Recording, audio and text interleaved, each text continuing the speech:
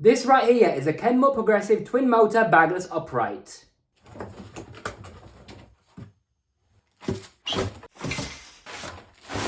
This is everything out the box. Okay, the first thing we're going to do is put the handle in like so. Put the screw right over here and then tighten it with a screwdriver.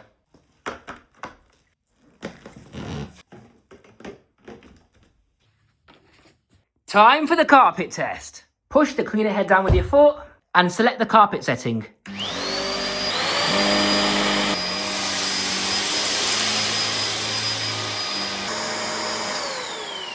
Okay, so from the first pass, it's done a really good job. It might not be perfect, but let's see how it does after a second pass.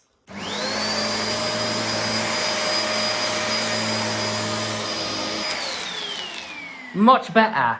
And unlike a shark, which has an upside down cyclone, this one didn't clog at all. Obviously the pre-motor filter is a little bit dusty, but the cyclone hasn't clogged at all because it's the right way around. So gravity helps all the dust and dirt fall to the bottom of the bin, especially heavy debris. Now let's carry on cleaning.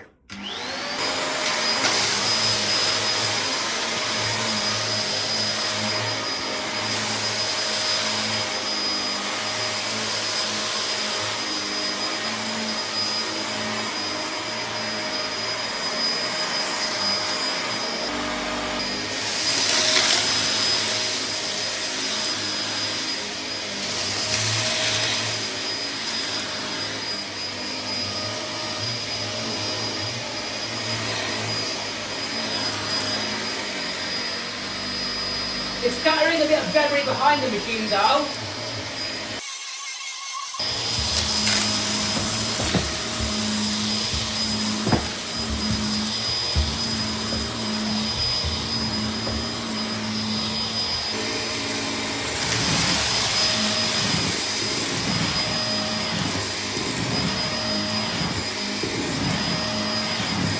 Okay, so on the front, it did the best. Coming in at second place. On the right hand side, it did a little bit worse, but it still did pretty good overall. On the left hand side though, it did leave quite a lot of debris behind. And that's why we have the crevice tool.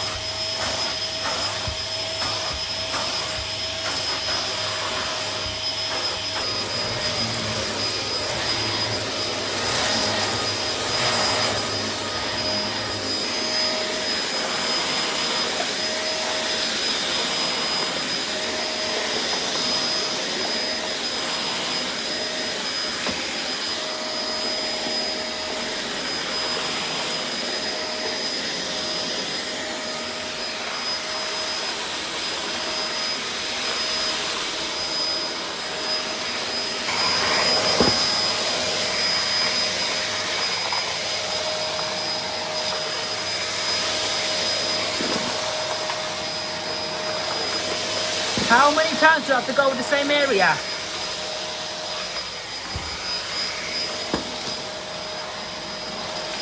Well, unfortunately, this machine doesn't work very well on hard flooring. Now let's look at this machine in further detail. So here we have the cable storage. The entire cable comes off like so by turning the upper cable hook. This right here is a pipe. It's pretty long and it also has a very short extension tube. And there's one accessory on board, which is a 3-in-1 crevice tool. It becomes an upholstery tool and it's also a brush attachment. You can either use the accessory on the end of the pipe or on the end of the wand.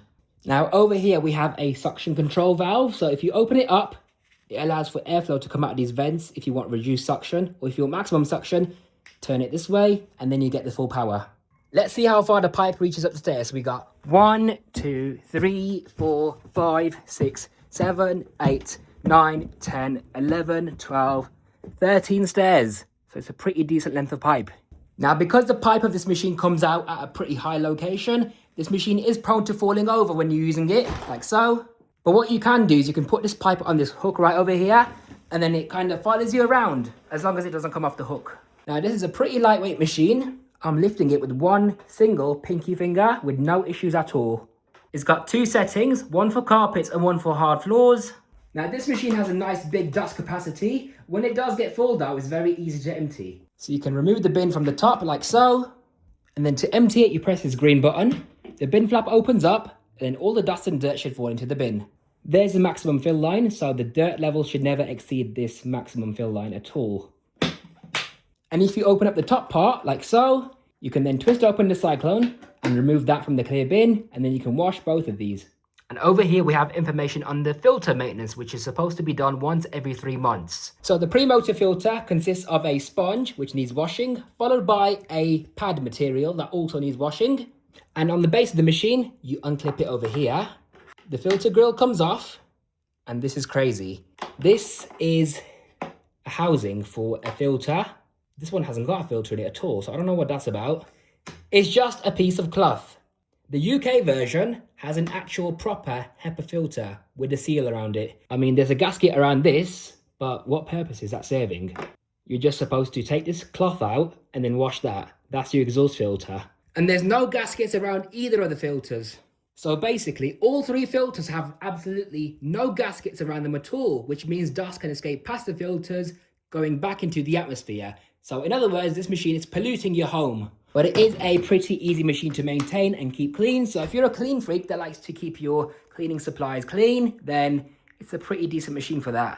Now this machine has a beautiful headlight on it.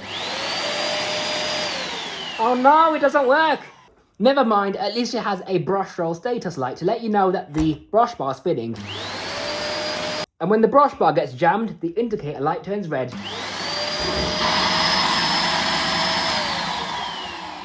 When this happens, you just simply remove the obstruction like so, turn it on again, and then it's fine.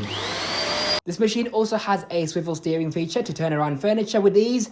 It might not be as maneuverable as a Dyson or a Shark, but it is more maneuverable than things like a Sebo Felix. Now let's look at underneath the machine.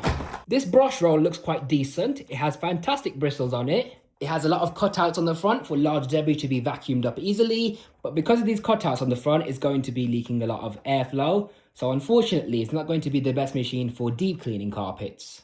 And you've also got a couple of wind tunnels for the edges for edge cleaning. Now this is where the drive belt would be, so that's why this area is completely blank. So there's no brush agitation there at all. And on the other side, these bristles, however, could reach the edges a bit more, but they don't. And there's a fluffy piece of material over here to help dust hard flooring as well. And here we have the bristle length. Now the great thing about this machine is how it has rubberized wheels. So you've got 2 smaller ones on the front and 2 larger ones on the back. And lastly, you can take this internal pipe off as well for blockage inspection.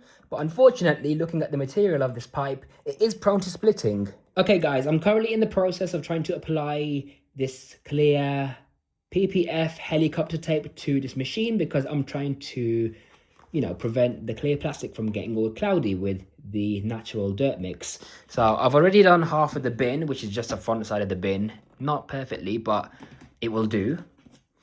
And I've just realized that where I thought this machine had a headlight, it actually hasn't got one at all because there's no wiring for it. So I just got catfished. But looking under the hood, this is what it looks like. You've got the independent brush bar motor, the dry belt that drives the brush roll, a big circuit board, and a lot of wiring. Oh, and here you've got a little switch as well to turn the brushes off when the machine is upright. Additionally, I've just realized that under here, there is a vent for suction to leak out of. So I'm assuming this will keep the motor cool so it doesn't overheat. To summarize, I would rate this machine 68 out of 100, and this is why. So starting off with the good points, I like how lightweight it is. I like how it has a carpet and hard floor setting, so you can use it on various different floor types. It's got a pretty long pipe on it. It has fantastic suction. It has a large dustbin capacity, and it's also very easy to empty. The cyclone doesn't clog as much as a Shark cyclone does because gravity helps all the dirt fall to the bottom of the bin. The filters are very easy to wash. The whole machine is very easy to clean, and it's got a pretty good brush bar. Now, the things that I don't like about this machine are the following. First of all, it has a lot of large debris channels, which is a good thing. It picks up large debris pretty well, but a lot of airflow leaks out the front of the machine, so it's not going to be the best machine for deep cleaning carpeting. Additionally, on hard flooring, it struggles with larger, heavier debris as well. This internal pipe is prone to splitting, And absolutely none of the filters have any gaskets around them at all. So this machine's going to be polluting the atmosphere in your own home. And it has no headlight either. It could do with the longer cable, and it could also do with a headlight as well.